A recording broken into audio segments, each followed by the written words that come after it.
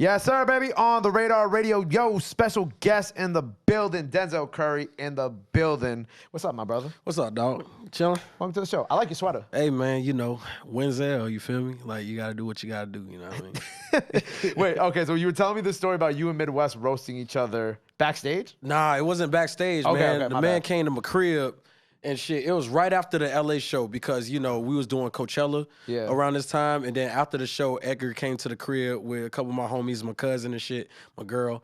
And bruh, literally me and this man just went to, first we was roasting each other over the phone because he said some slick shit while he was in the car with my dog. And then I was like, what the fuck he say? And then me and him was just, I was like, man, put the phone on speaker. Man, yo, ugly ass. Just started ranking his ass. And then he started ranking me back and shit. So I'm just like, all right, cool. We gonna see this shit when we get to the house. Me and him started ranking, bro. He said something. I remember one part of the rank. He was like, if you gotta get your face ass out of here. I was like, I'm surprised you could do that. Oh, Biscuit face ass nigga. So like we started just going off on each other and shit. It was like, bitch, you look like you breed horses. Like it's just like all types of shit. Me and this man was going at each other. We was calling nigga, I called him a nematode. Like it's all type. Me and him had all types of shit we was saying about each other, man. Yo, nah, Biscuit face ass.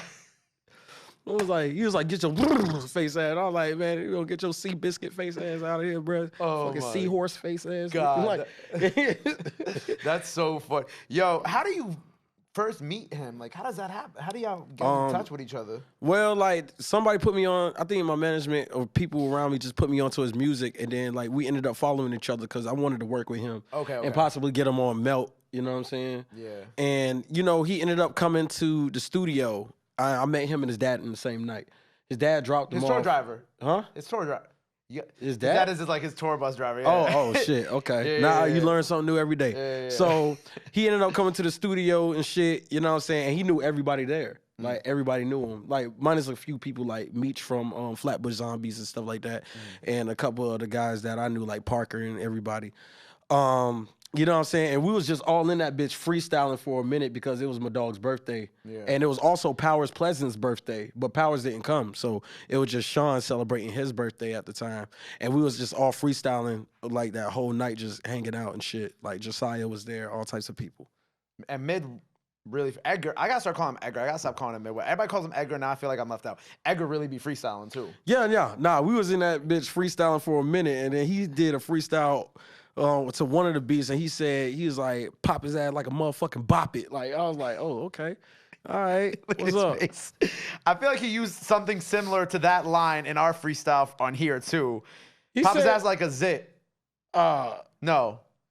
Something like that, yeah. Oh, all right, shit. Well, shit, I'm not trying to expose the nigga or nothing like that. But nah, Edgar, my nigga, he know what's up. Like, every time we see each other, we always try to fire each other up. So shout out Edgar. Shout out Edgar. It's you know why I find his generation, unlike all these young guys, interesting, is because whenever you talk to them, bro, and you ask them who influenced them, they always say, like, the people in your class, like, it's so crazy because it feels like a second coming of, like, the SoundCloud wave and all that stuff coming back around too, which is also fire, especially you just being friends with them too and knowing them.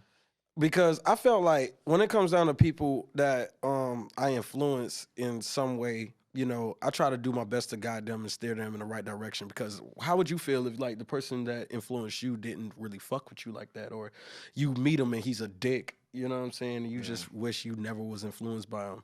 So when it comes down to people like Midwest or Josiah or like Zillakami or any of these guys that come out the city and like do their thing and shit, I feel like, you know, I have a responsibility. Not trying to little bro them or nothing because they got their own thing. They grown ass men, you know. But I try to have a responsibility to guide them in the right direction. Even people like Kenny Mason and shit, like, you know, that obviously like take after like me and like Jid and other people and stuff like that. But I try to do my best to help people that I influence. Yeah, because Kenny Mason was just here talking about you. Because Kenny was he was saying that the best advice you ever gave him was to tour a lot. Yeah, nah, I want him to even get though the he bag. went off your tour for whatever reason. Yeah, whatever. Nah, he explained it to me, and I wasn't mad at that. I'm glad he would talk to me because we hung out like around that time and shit. And he was like, "Yo, I'm sorry, I can't do the tour and stuff like that." And I wasn't really pressed about it. Like I understood what he was going through, so like I wasn't really like upset. I wasn't gonna get mad at Kenny Mason. I was just like, that sucks because I really wanted him on the tour too. Mm-hmm. But you know. Like, he obviously, like, fucking nailed it. You know what I'm saying? He's doing this thing. Like, Stick is a hell of a record. Oh, incredible record. You know what I'm saying? He just came out with a new project. Rough's out now, yeah. If you haven't listened to Kenny Mason yet, I need you to listen to Kenny Mason straight up. Like, he's the future. I'm telling you.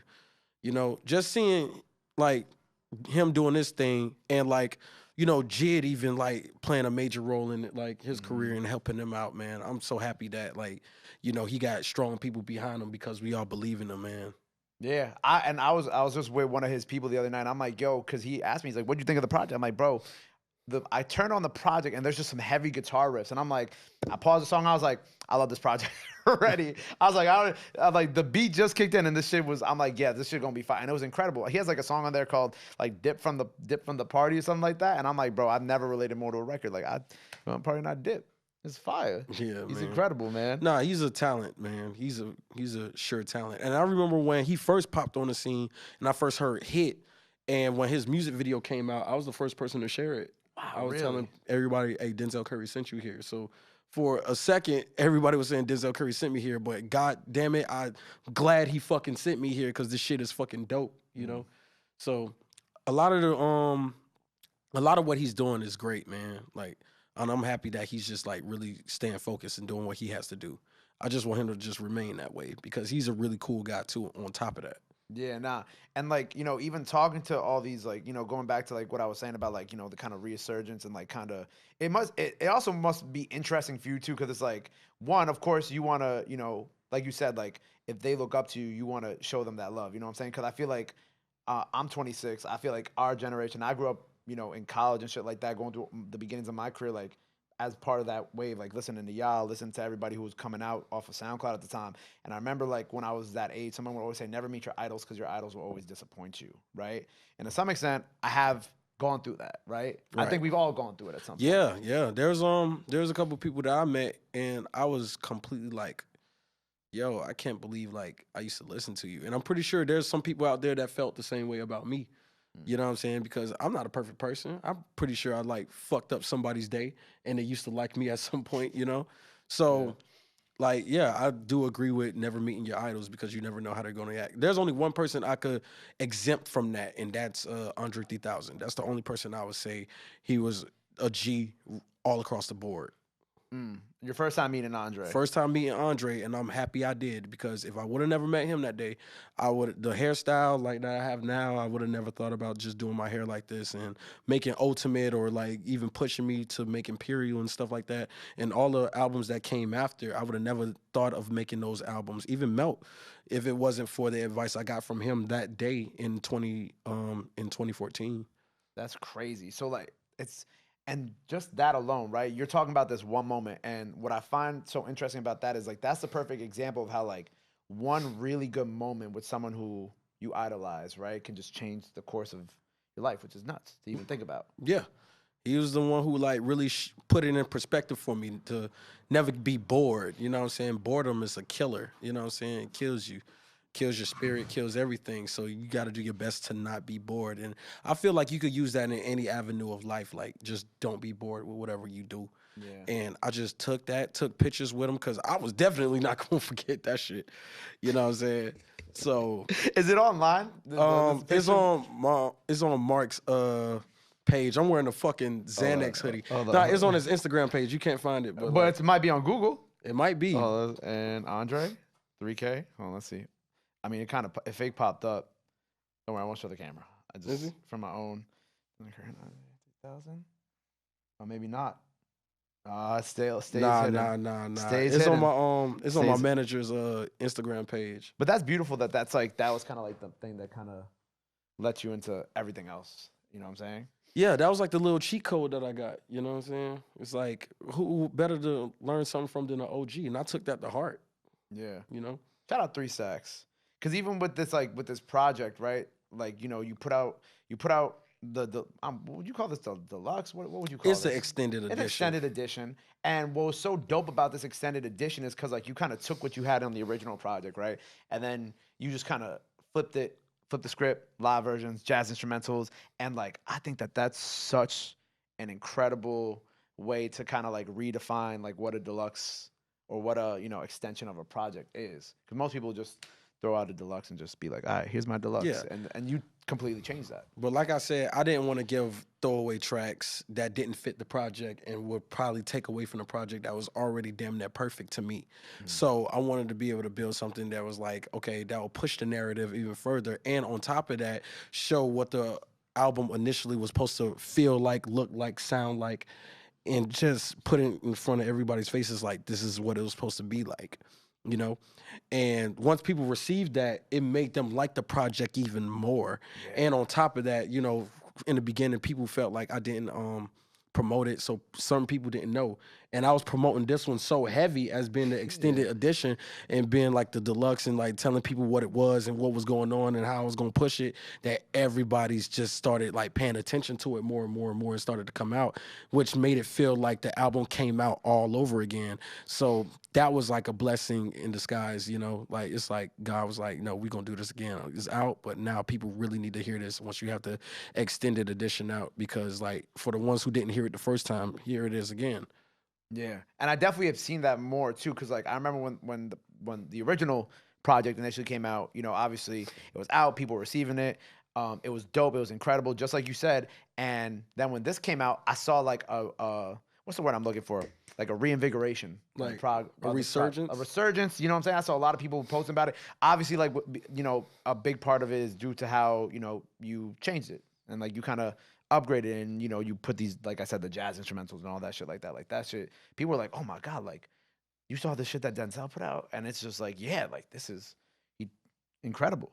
And I love seeing you in this space too. Because like it's like I feel like we've seen you grow all these years, and it's cool to see you evolve in this way and kind of like continue to do what you want and be true to yourself as an artist and really never switch up on on you. Yeah, because I know what I like, and people always try to tell me, like, nah, this ain't what the Denzel Curry I remember, and it's just like, well, people evolve, bro. If you haven't evolved past my Raider Clan days and stuff like that, bro, you're still stuck in the past. Like, you need to get with the times or get lost. Like, I'm not with all the bullshit, you feel me? So crazy. I was just having the same conversation with Rob Banks the other night. We were just talking about evolution, how sometimes people, as fans don't want to, like, accept the new version of you, whether it's like, this is my new era, this is my new sound, this and that. Like sometimes people just cling too much, and like that's, I guess, like in general with people too, people cling too much on the past, and like like you said, like the old Denzel, like they're like, oh well, we want this back, but this is who you are now. And I'm pretty sure with Banks, like with Rob Banks, I'm pretty sure everybody's talking about like his calendar days. Like I don't know if he mentioned that to you or anything. I think he brought it up. Yeah. I think that's what he cited specifically. That's not a like with Banks. I definitely feel where he's coming from. Like, bro, I'm trying to do this. I'm trying to do the femto stuff, but y'all still holding me to what I made when I was a teenager in high school. You know what I'm saying? And don't get me wrong, like I like that tape. I like calendars a lot. You know what I'm saying? And I see what he wants to do. But even when I go back to my old shit, I try to find new ways to incorporate some of the old stuff that I used to do, even with flows and experiments with like beats and stuff like that and storytelling. Like I go take inspiration from my old stuff and then try to incorporate it with the new stuff, so that way it's not too far off what I'm doing, but I still elevate it. It's like being a martial artist, you're good at one thing, and then like you do the fight camp, you do the fight, you look back at the footage, and then you add another tool to your toolbox. That's all I'm doing. Interesting. Different perspective. I like that. You definitely hear it too. Yeah. Definitely hear it too. You mentioned martial artists. I saw you tweet that you're like, oh, I want to be the next Creed villain. Oh yeah, hell yeah, bro. The fuck? Like, cause I was like literally like, hey yo, HBO, fuck with me. Anyway, I was gonna say I want to be the next Creed villain because like, you feel me? I already know how to fade, you know what I'm saying? And on top of that, I could get in shape for the part. I could do it, Michael B, what's up? Like, let's box, nigga. Like, what's happening? Like, what it do? Like, what's good? Like, I could be motherfucking Mr. T son or something. Like, what's up? You know what I'm saying? The way that your eye just moved when you said that. Like, I could be Mr. T son or something. Yeah, because you said, like, you've been doing all these, like the acting stuff and the music videos and shit like that. So you're like, oh, yeah, I can do more acting. Oh, hell yeah, because I had to get in character for those music videos. So why wouldn't I be good at, like, being a fucking boxer in a movie? I don't want to be a fucking drug dealer. I don't want to be, like, a guy that, you know, like, I got to get it how I live. Like, I don't want to be none of that shit, bro. I want to be shit that people don't expect me to be. You feel me? Like, I don't want to do a Boys in the Hood movie. I want to do a movie where it's like I could be like an anti-hero or something. I'm trying to save something. You know what I'm saying? You want to be a superhero? Nah. Nothing up that vein. Nothing up that alley. More anti-hero. Yeah. For sure. More anti-hero type shit. Exactly. But I would be a Creed villain because, like, you could look at it from different perspectives, especially how they did Creed 2. Hell yeah, that shit was hard. I still haven't seen Creed 2. I really love Creed 1. I still haven't seen Creed 2. Creed 2 was hard. When they had Ivan Drago's son, yeah, that shit was hard. It was tough. I should watch it. I should watch it. I bet. Yeah. No. And I think me and the director got the same birthday, so holla at me, bro. Ryan Coogler? Hey, yo, bro, come on, bro. What's happening? Ryan, hold on. Let's see. Ryan. One of them got the same birthday as me. One of them. What's your birthday? February 16th. It's not. It's May 23rd. No. Oh, May 23rd? Well, he a Gemini, nigga. What's up? Like, what's happening, pimp? You know, you can fuck with me. I'm easy to goddamn, like, work with. What's happening? I think Michael B's directing the third one, so I think that's who you have to holla at. Hey, yo, Michael BJ. MBJ, what's happening, dog? Like, you fuck with a nigga, dog. Let's box, nigga. Like, what's up, nigga? What's up, nigga? What the fuck you mean, nigga? What's up?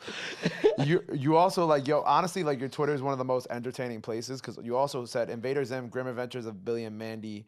You can only choose one. Invader Zim or Grim Adventures of Billy and Mandy. You can only choose one. Which one would you choose? Shit, nigga. I'd rather pick Billy and Mandy because that shit's funny. Yeah, I would say the same. Invader Zim is a bit too weird for a nigga. Too weird? I just thought it was kind of corny. What? Invader Zim. Invader Zim? Yeah. Nah, it was just like, it's not my kind of humor, but the art style was dope. Yeah, I was going to say. But Billy and Mandy, Billy was always hilarious. Because you know what? I actually saw a tweet about this the other day. It was like, how can you not like the Grim Adventures of Billy and Mandy? And it was like a meme of like Billy opening up the window, and instead of going through the window, he breaks through the glass that he just opened up. And I was like, why don't I remember this episode? Like, I feel like I see all these like Grim Adventures memes on Twitter, and I'm like, why didn't I see this episode when I was a kid? Because it's just so stupid. Like he opens up the window, and he just goes through the glass. And Grim's Jamaican. So it's just like you got a Jamaican Grim Reaper in this bitch. Like, you know what I'm saying? That's what made it funny. Like, there's so many things. You got a girl who could smell and she got no nose. Like, the fuck? I forgot he was Jamaican. He was like, Bumbucklad Billy. Did he ever say that? No, he didn't. He would never say that in an episode. Wow. Yo, but that would be funny as shit if he's like, Bumbucklad Billy, what in the Rasclad you're doing? Like, it would have been funny as shit because he's Jamaican. I feel like there's somebody who made an edit out there of fucking Grim saying that shit. Oh, Billy. Oh my God. Nah, honestly, bro, your Twitter is incredible. Like, I know you tweeted earlier today, you were talking about like, oh, is this what Kanye feels like? I saw that too. Yeah, I don't know what Kanye on this time. He said white lives matter and shit. I'm like, ooh, okay. But you were referring to your rant today. Yeah, but I don't give a fuck, man. I know you don't give a fuck. I just talk shit on my Twitter, dog. Like, I just talk mad shit just to get reactions out of people. Right. And motherfuckers be like, I hate you. I'll just be like, nigga, then why you go out your way to tweet me? And then why you go out your way to tweet about me? Nigga, you secretly love me. You're just conflicted. It's okay, baby. I love you too, bitch. You just want a reaction from your favorite rapper. It's okay. I love you, bruh. They really just be in the replies just wilding for no reason. Yeah, they just be wilding. Like, majority of them, like, they be like, I'm positive. I skip all that. I ain't gonna even sit there and hold you. I skip all the positive shit. You go right to the negative? I go right to the negative. What you gotta say? Man, fuck you. All right, yeah, nigga. I know you love me, nigga. Like, I just be hitting that bitch like, yeah, I know you love me. You love me, motherfucker. Like, look, I mean, like today, one of the things that I saw was you were just talking about like not wanting to be mainstream, right? And like, but like you were serious, but like in the sprinkles of like the funniness, you had the serious tweets in there. in all good jokes, it does contain true shit. When you're mainstream, bro, like there's limitations to what you can and can't do because people are used to you. In the underground, you can experiment as much as you want to. Right. You can make whatever the fuck you want to make without a critic talking shit. Everything in the mainstream, all eyes on you. You got to look a certain way. You got to do a certain way. In the underground, nobody gives a fuck. Your swag is your swag. It is what it is. As long as you raw and I can vibe to it, that's what it was. You know? And that's why you just want to go. You said you were like, oh, I'm gonna make underground. I'm gonna say doing underground shit. I'm gonna do underground shit because you don't got to worry about all the extra shit. I would take the feeling of how I used to make underground shit. Let me reiterate that. Like when it comes down to underground shit, like I love the experimentation, like the experiments that you do with the music and everything else, and like where people it was just raw and it was in your face and it was just like it is what it is, take it or leave it. That mentality plus what I'm already doing. So incorporating a lot of that back into what I'm already doing. Because me, it was all about catering to this audience. Oh, if you want this audience, you got to cater to this audience. If you want this audience, you got to cater to this audience. If you want this audience, you got to cater to this audience. It got too much catering to people that probably won't receive it any fucking way. So it's might as well I just do the shit that I'm used to doing and just incorporate what I was already doing that I'm doing now and blend it all together and make it the most fire shit without people giving a fuck. Yeah. You know? Because talent gonna speak for itself all the way to the top. You know what I'm saying? And most people would consider like Imperial or nostalgic, like that shit was underground. But look at it, they were albums. Yeah. You know what I'm saying? They were still dope. Like look at you would consider what they call it? MF Doom underground rapper, right? Would you consider him that? I guess, yeah. But he's respected. Well, extremely well respected. Yeah, well respected in the mainstream from every artist, including Drake. You know what I'm saying? So it doesn't even matter of what audience you cater to, bro. Just cater to the people that like you. And that's why I fuck with my fans. Because y'all like me for who I am. And I like y'all just because y'all fuck with me, period. Yeah. So that's what I was thinking about that. It's more so about catering to the people that already fuck with me instead of the people that don't fuck with me. And I'm trying to get them to like me. Man, if you don't like me, you don't like me. Fuck you. No, I agree. I like that you brought up Doom because I think of like he was like the perfect example of like you could do what the fuck you want to do and still be beloved, respected, and sell out shows. But his whole thing was he was gonna make the illest shit. The mask was just it doesn't matter what I look like, what I dress like. It's all about the beats. It's all about the music. It's all about the art. It's all about everything that was around that. Yeah. And the mask, him using the mask to cancel the image made the image of him. You get what I'm saying? Of course. So it was like canceling the image. It was like, for example, you watch Into the Dragon, Bruce Lee, and then it was like break the image and you'll see like the character like showcase himself. I think that's what he said in there. You know what I'm saying? Like once you break the image, you could be able to find the like. Yeah. You know what I'm talking about. But yeah, all of that is like most people want to appear perfect, but once somebody break that image, it's over.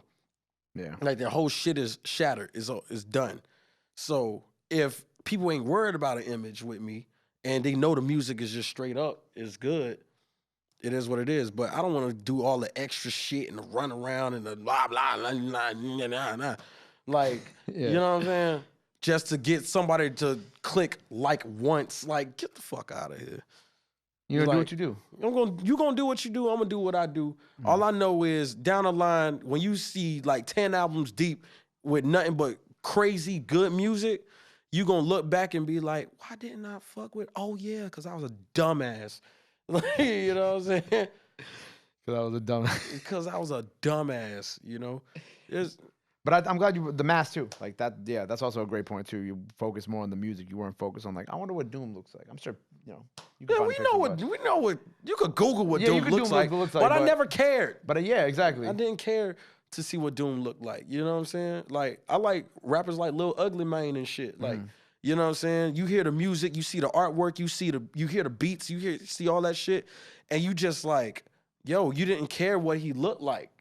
It was about what he was creating. That's what was important. And he still had bangers out. Like Throw Them Guns is a banger. Like it's hell of a banger, you know?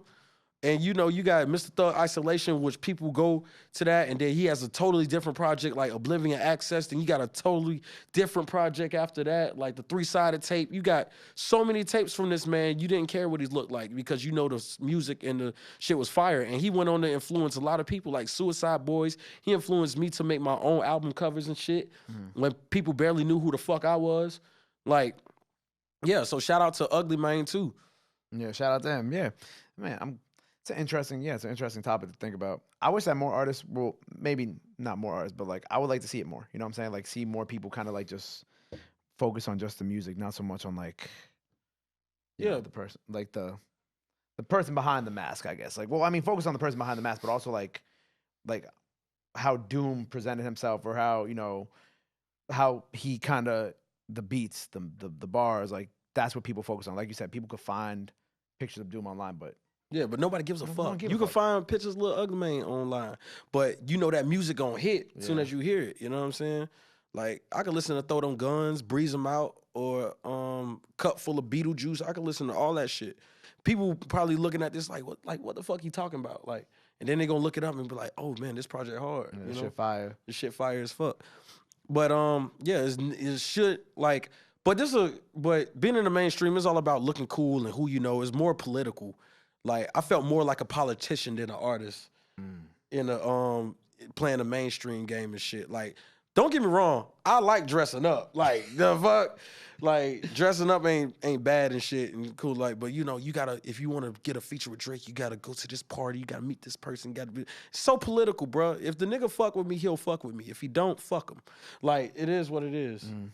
Yeah, no, I agree. Like get it. Like you want it to be natural, and you want it to be based off a connection, and like, you know, not just like, oh, I had to go to 5 different parties to work with X, Y, and Z. Or I had to go to 5 different parties to get here in my career. Like you just want to get there in your career because I make some fucking good ass music. Yeah, and then you doing all that, going to the parties and meeting people and doing all this dick riding for what?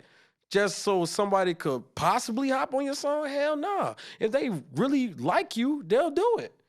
Yeah. It is what it is. Why you gotta be, you don't gotta, like, you gotta shake hands, kiss babies and shit like that. I understand the importance, but I felt more like a politician doing that shit than being a fucking artist. If I wanted to be a politician, bro, I'll run for president. And now you feel more like, do you feel now that you're being able to go back to just feeling like being more of just an artist? Yeah, because with this album, I was able to do whatever I wanted to do with the album. You know what I'm saying? Yeah. And when it came down to the music videos and all that stuff, like I was able to do what I wanted to do also. And then it's just like, why certain people, it was like, well, you just don't look cool enough. And I was like, I got to look cool for people to like my shit when they can't just listen to the music. And it's like, well, you do have these lines here and there, but it was just like, man, whatever. So fuck those people. Yeah, it was whatever. Like that shit is whatever to me.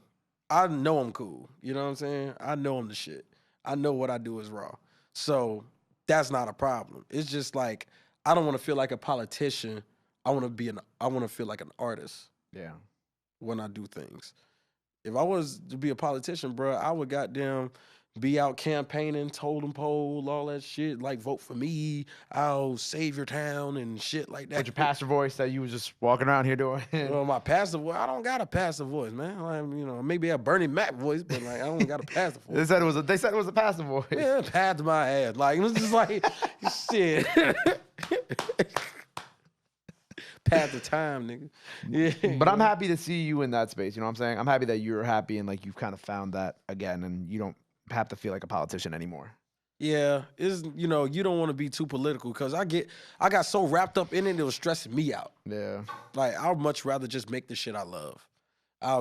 That I love doing. Right. And if it influenced the next generation, it's gonna come. It may not come now. It may come years later, but you know, all I gotta do is just keep living my real life and making the music that reflects it. You know, that's all it is. Because real shit is always gonna last. Right. Well, real shit's gonna last. I'm here today and going tomorrow. I think a pound cake, like the Drake pound cake song. That's it. Yeah. The real's gonna last. Whatever the fuck it said, but yeah, that's a fact. The real's gonna last. Real is gonna last. New album. I know. We'll stream that. What the fuck y'all doing? Yeah. You know what do I do? Y'all saying it right now? What no. I was like, that was a great place. I was like, go stream the fucking album. Go listen to it. Some great fucking music. Some great instrumentals and shit. The team's back. But before we get you to rap here today, which I'm very excited about, God did, Denzel did, Zell did. You know, anything else you want to let the people know, where they can follow you at, all that good stuff. All right, now it's time to do it. This camera right here. I got you. Denzel Curry on Twitter, I talk shit. Denzel Curry on Instagram, I barely post pictures. Denzel Curry on TikTok, I'm too old to know what that shit does. Denzel Curry on MySpace, nigga, I'm too old to use it. Denzel Curry on Facebook, you too old to use it. Denzel, you know, you're just the right age to use it, actually. Denzel Curry on Pornhub, holla at me. Denzel Curry on Dawn to 3, nigga, like, holla at me. Denzel Curry on Tiny Chat, shout out to Doja Cat. Denzel Curry on goddamn, what's next? Give me some AOL. Denzel Curry on goddamn yahoo.com. What? AIM? I got fire. Anyway, Denzel Curry on Google Docs, nigga. Denzel Curry on United Talent Agency. Denzel Curry on Life. What's your company name? I'm not saying that. Anyway, Denzel Curry. No, Denzel Curry. Just say what you're promoting. Denzel Curry everywhere, man. Oh, also, and Instagram is Denzel Curry PH. You feel me? I already said Instagram. Yeah. All right, cool. Denzel Curry on Flickr. Okay, I'm done. Yeah, okay, I got it. I was getting to that. Melt My Eyes, See Your Future, out now. Make sure you go cop that. Melt My Eyes, See Your Future, extended edition. Make sure you cop that. Vinyls is everywhere. Make sure you get the teal vinyl at Urban Outfitters, and you get regular vinyls at any record store. Support your local record store, and yeah, pretty much see y'all next time. Blood In, Blood Out coming out later on, and possibly Unlocked 2. Who knows? Peace. There you go. Denzel Curry. Go run up the project out now. Go show him some love. Go show him some support. Love and support is free, but y'all already knew that. Till next time, On The Radar. We out. Bow. My guy. I was like, he could go on for days. I was like, AIM. Tiny.